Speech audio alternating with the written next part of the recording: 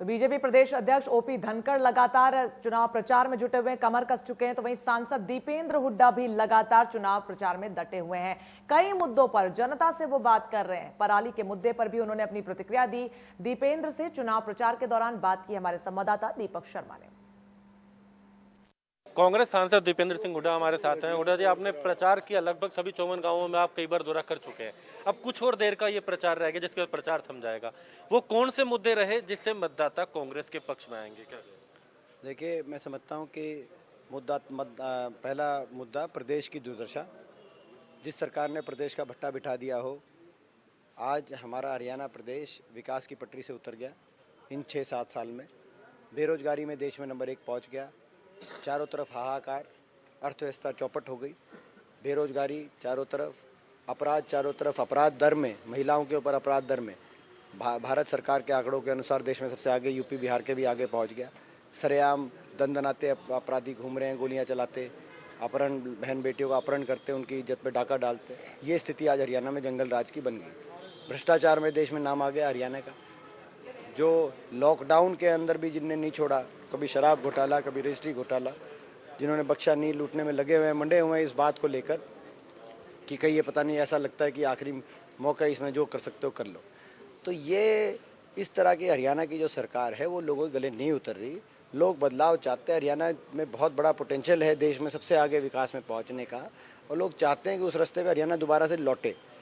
ये संदेश बड़ौदा की जनता, छत्तीस बिरादरी आज पूरे प्रदेश को देगी।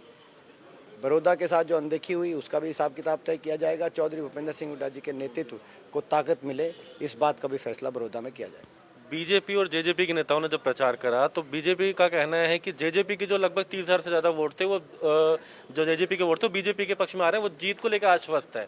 आप उनको आंकड़े को कहाँ देखते हैं? वो आप देखना, वही आंकड़े हैं जो बीजेपी बताती थी 75 पार सीट आ रही हैं। बताती थी ना, आप लोग को भी बताते थे।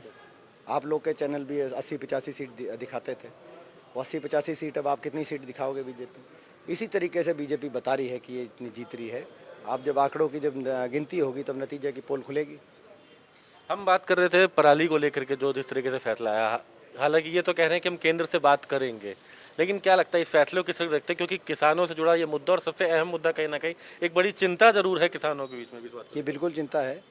चिंता क्या है, ये मैं समझता हूँ कि ये इनके कौन सलाहकार हैं। इनके सलाहकार चुन चुन के कहते हैं कि इस तरीके से किसान को परेशान किया जाए। आप स्वयं सोचें, क्या पराली जलाने पे 1 करोड़ का जुर्माना और 5 साल की सज़ा होनी चाहिए? क्या किसी किसान के पास 1 करोड़ का है ब्यौत जुर्माना भरने का? 5 साल की सज़ा, कोई अगर कोई पड़ोसी, कोई गांव में कोई दूसरे गांव से आके आपके तिल्ली लगा जाए खेत में, तो क्या आप 5 साल की सज़ा भुगतने के लिए तैयार हो सकते हैं? इतना बड़ा अपराध नहीं है। पराली पे हर हालत में रोक लगनी चाहिए, मैं स्वयं मानता हूँ। मैं सबसे ज़्यादा पर्यावरण के लिए मुखर रहा हूँ, मगर कोई सकारात्मक समाधान सरकार दे किसान को, विकल्प दे किसान को। इस तरह का इतना भयावह सजा के प्रावधान करके किसान को प्रताड़ित करने की तरफ लेके जाने की जिस किसी ने भी इनको सलाह दी है, मैं समझता हूँ वो इनका सलाहकार, इनका हितैषी नहीं हो सकता। जो है वो कहीं ना कहीं जो है किसान को निशाने पे लिया जा रहा है। पिछले जब विधानसभा चुनाव की बात करें 1 साल पहले की, तो 48 तो 40 वोट थे, श्री कृष्ण हुड्डा जो हैं वो जीते थे। इस बार क्या आकलन आप लगाते हैं, कितना ये मार्जिन में क्या अंतराल रहेगा, कितने आश्वस्त है अपनी जीत को लेकर? अंत में हम अगर बात करें, क्योंकि प्रचार थम रहा है, तो ऐसे में क्या अपील करेंगे यहाँ के लोगों को?